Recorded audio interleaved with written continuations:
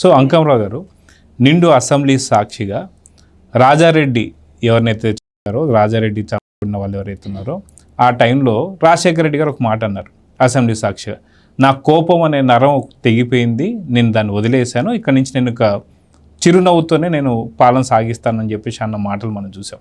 తర్వాత జగన్మోహన్ రెడ్డిని ఎందుకని కట్టడి చేశారని చెప్పి ఇందాక సత్యమూర్తి గారు అడుగుతున్నటువంటి పాయింట్లో చాలా వ్యాలిడ్ పాయింట్ ఒకటి ఉంది.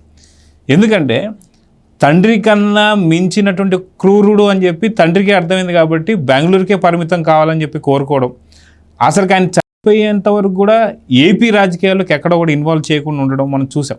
సో ఆయన అన్న మాటలకి ఇందాక మీరు చెప్తాను కూడా అన్న పాయింట్ ఏంటి అది? ఇప్పుడు అప్పటికి వాళ్ళ తండ్రి నాటికి తను లోక్సభ సభ్యుడు కూడా 2009 కడప నుంచి లోక్సభ సభ్యుడిగా కాంగ్రెస్ పార్టీ తరఫున ప్రాతినిధ్యం వహిస్తున్నాడు. కనీసం లోక్సభలో ఉన్న ఈ అంశాన్ని ప్రస్తావించాడా?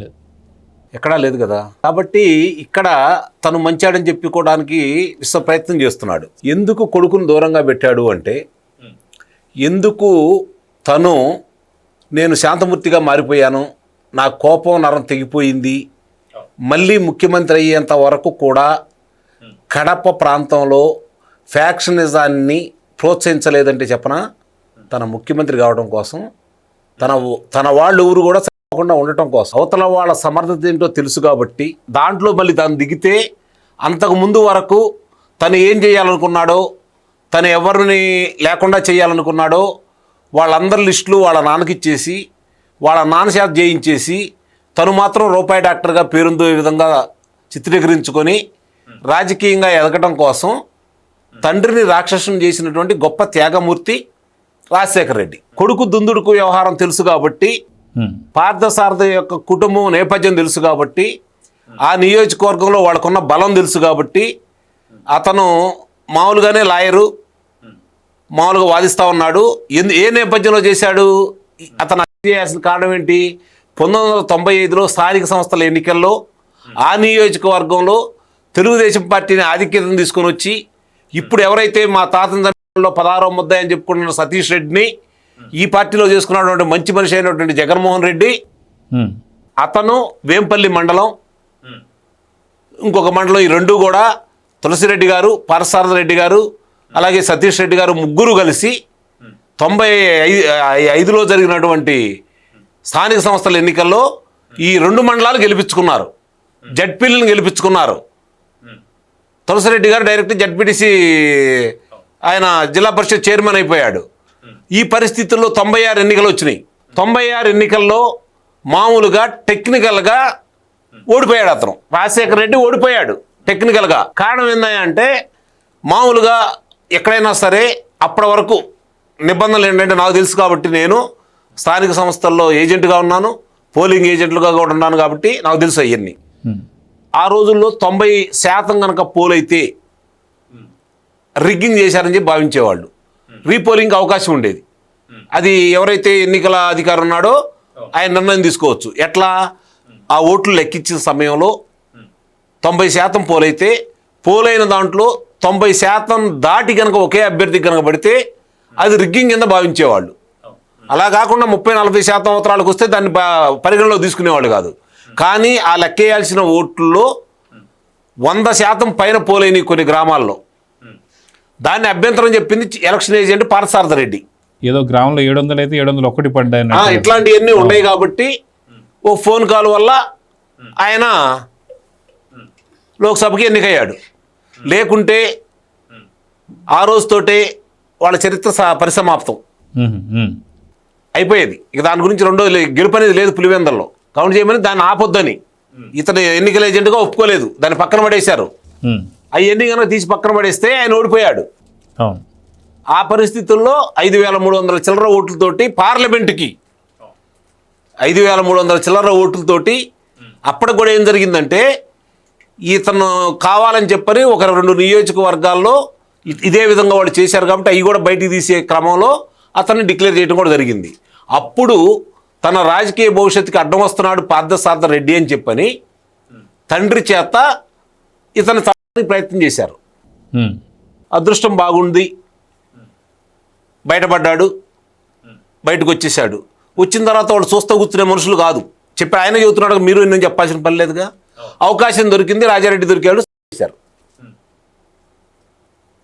అంటే అక్కడ వాళ్ళ మనస్తత్వాలు అవి, బదులు తీర్చుకోవటమే. రాజారెడ్డి చనిపోయిన తర్వాత ఆ రాయలసీమ ప్రాంతంలో కొన్ని వందల గ్రామాల్లో కొన్ని వేల మంది బయటకు వచ్చి సంబరాలు చేసుకున్నారు. నిజంగా ఆయన జాతిపిత అయితే, స్వాతంత్ర సమర యోధుడే అయితే, శాంతి దోతే అయితే అందరూ మరి బాధపడాలి కదా, బాధపడాలి కదా. మరి ఎందుకంత బయటకు వచ్చేసి ఏటలను కోసుకున్నారు, సంబరాలు చేసుకున్నారు? వాళ్ళకు సిద్ధాంతం అంటూ ఉంది రాయలసీమలో. ఒక వ్యక్తిని కనుక చేస్తే హతుని కుటుంబ సభ్యులు కావచ్చు, హతుని భార్య కావచ్చు, వాళ్ళు ముడేసుకోరట జుట్టుకి. అవతలవాడు చనిపోయిన తర్వాతే మళ్ళీ ఇతను చనిపోయిన తర్వాత వాళ్ళు చాలామంది కూడా బొట్టు తీసేసుకొని ముళ్ళు వేసుకొని కార్యక్రమాలు నిర్వహించారు. అంటే ఎంతమంది కోరుకున్నారు ఇతను చచ్చిపోవాలని? ఎందుకు కోరుకుంటారు? ఇతరులకు హాని చేసినప్పుడే. మరి అలాంటి నేపథ్యం ఉన్నటువంటి రాజారెడ్డిని ఈరోజు నాకు కోపం లేదంటే, నిజంగా నీకు కోపం లేని వాడివి అయితే, నీకేం సంబంధం లేదు అనుకుంటే, నువ్వు ప్రశాంత వాతావరణంలో ఉన్నావని చెప్పి నువ్వు అనుకుంటే, మరి పాపం డాక్టర్ సుధాకర్ గారిని మాస్క్ అడిగిన నేరానికి నడి బజార్లో పెడరెక్కలు ఇచ్చి కట్టి ఆ బరి ఉంటే పోలీసు వాళ్ళకి నువ్వు ముఖ్యమంత్రివే కదా, ఏంటిది న్యాయమా? ఒక డాక్టర్ ఇలా చేస్తున్నావు, మా నాన్న డాక్టరే, ఇది మీకు ధర్మం అని అడిగాడా? లేకపోతే 5 సంవత్సరాల్లో చేసిన ఘోరాలు నేరాలకు సంబంధించి, చనిపోయిన వాళ్ళకు సంబంధించి ఎవరింటికి వెళ్ళినా సరే పరామర్శ చేశాడా? శాంతి వచనాలు చెప్పాడా? మార్చి 15, 2019 నీ బాబాయి పడితే నువ్వు కారులో హైదరాబాద్ నుంచి పులివెందుల దాకా కారులో వస్తే నారాయణ యాదవ్ కనీసం అతను సరిపోతే ఎందుకు ఏంటని చెప్పి ఏమైనా మాట్లాడావా? డ్రైవర్, అవును, నీ ఎమ్మెల్సీ డ్రైవర్ సుబ్రహ్మణ్యాన్ని, వీధి సుబ్రహ్మణ్యాన్ని చంపేసి ఇంటి ముందు డోర్ డెలివరీ చేస్తే తప్పు చేసావు ఎమ్మెల్సీ, నిన్ను సస్పెండ్ చేస్తున్నాను పార్టీ నుంచి, ఎమ్మెల్సీ కూడా రాజీనామా చేయమని అడిగావా? ఇప్పుడు నీ బాబాయిని చంద్రబాబు నాయుడు గారు అని చెప్పని నీ పత్రికలో చేతుల ప్రసార మాధ్యమం ఉంది కాబట్టి పత్రికల్లోనూ ప్రసార మాధ్యమంలో నువ్వు ప్రెజరైజేషన్ చేశావు, మాట రోజు చెప్పావు. మరి ఆ రోజు 6 గంటల చిల్లరకి మామూలుగా విషయం వచ్చినప్పుడు విజయసాయిరెడ్డి చెప్పిన దాన్ని వాళ్ళ దాంట్లో ఏమని వేశారు? గుండెపోటు అని.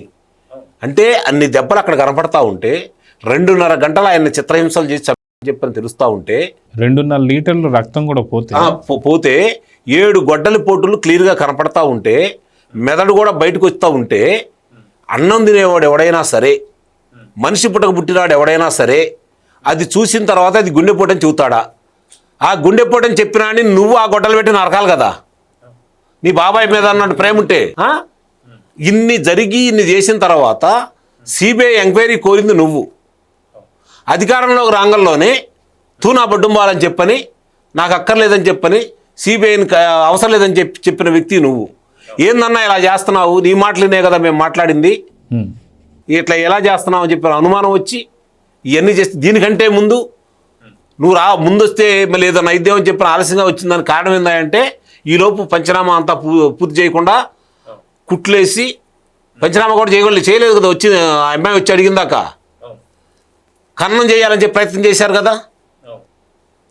మరి ఇవన్నీ చేసింది ఎవరిని రక్షించాలని చేశావు నువ్వు?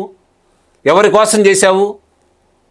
నువ్వు ముఖ్యమంత్రివి, నీ మీద నమ్మకం లేక తన తండ్రి విషయాలు వాస్తవాలు బయటికి తెలియాలని చెప్పని, నువ్వు ముఖ్యమంత్రిగా ఉన్న రాష్ట్రంలో న్యాయం జరగదని చెప్పని పక్క రాష్ట్రానికి విచారణ కోసం కోరినటువంటి వ్యక్తి నీ చెల్లెలు.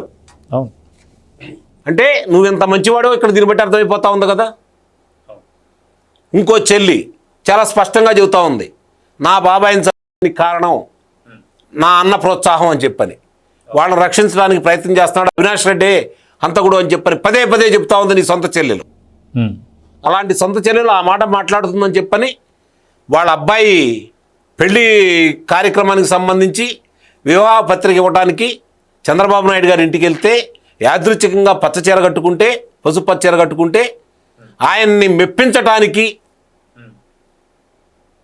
ఆ చీర కట్టుకొని వెళ్ళిందని చెప్పని, ఎక్కడో కాదు కడపలో బహిరంగ సభలో మాట్లాడినటువంటి వ్యక్తివి నువ్వు. అవును. తల్లి చెల్లి ఆస్తుల గురించి ఈరోజు తల్లిని కోర్టుకి ఇడుస్తున్నటువంటి వ్యక్తి నువ్వు. అంటే తల్లికి గిఫ్ట్గా ఇచ్చిన దాన్ని మళ్ళీ వెనక్కి నాకు ఇవ్వాలని చెప్పి కోర్టుకు వెళ్ళినటువంటి మంచి వ్యక్తివి నువ్వు. ఇందాక చెప్పారు ఎవరు, ముఖేష్ అంబానీ గురించి,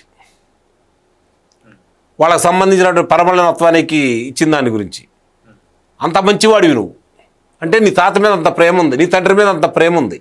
మరి ఆ రోజు అందరికీ వాట్సాప్ ఎందుకు పంపించావు? వాళ్ళ ఆస్తులు ఎందుకు ధ్వంసం చేయించావు? వాళ్ళ షాపులు ఎందుకు లూటీ చేయించావు? మంచివాడివి కదా నువ్వు, శాంతమూర్తివి కదా నువ్వు. తెలుగుదేశం పార్టీ ఆఫీస్ మీద దాడి జరిగితే నా గురించి మాట్లాడితే నా వాళ్ళకి బీపీలు పెరిగిందని చెప్పినటువంటి గౌతమ్ బుద్ధుడివి కదా నువ్వు. నీ నోటి వెంట ఇంతకంటే గొప్ప ఏం వస్తాయి?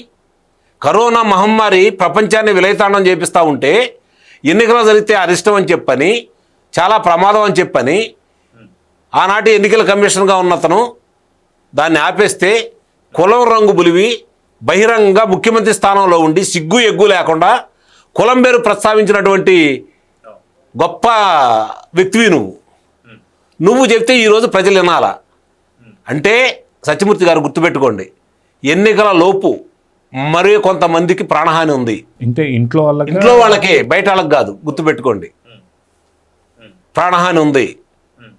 వాళ్ళు ఏం చేసినా కూడా ముందే జనాల్ని ప్రిపేర్ చేస్తూ ఉంటారు. వాళ్ళ ప్రయత్నం ఇది. దీన్ని జాగ్రత్తగా చూసుకోవాల్సిన బాధ్యత అయితే ఈ కూటమి ప్రభుత్వం మీద ఉంది. ఎందుకంటే భావోద్వేగాలకు లోనయ్యే జనాలు ఉంటారు కొంతమంది. వీళ్ళు ఒక విషాన్ని స్లో పాయిజన్ లాగా అందరికీ అందించే కార్యక్రమంలో ఒక అబద్ధాన్ని నిజమని చెప్పడం కోసం పదే పదే దాన్ని చెప్పి నిజమే కామోసు అనే అభిప్రాయాన్ని ప్రజలు రావడం కోసం ఇలాంటివన్నీ చేస్తున్నారు.